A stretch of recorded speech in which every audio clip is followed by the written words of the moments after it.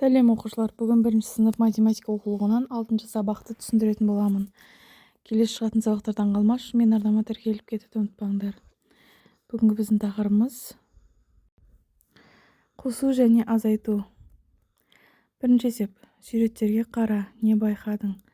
Мұның қалай жазылғанын қара, жазуларды оқы деді. Яғни 2 оқушыға 1 оқушы келді, тең 3 болды. 3 оқушыдан 1 оқушы мектептің ішіне кіріп баратыр, 2 оқушы қалды. Екінші есепке қараймыз.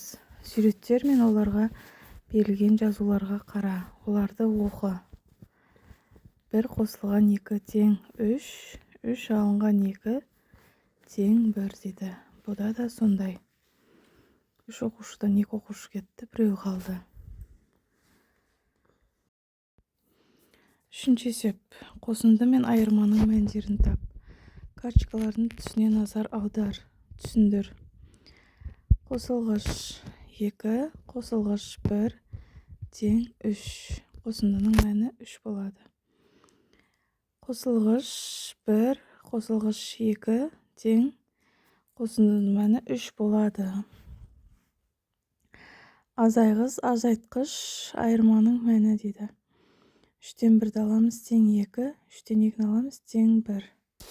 Осылай көшіріп жазамыз.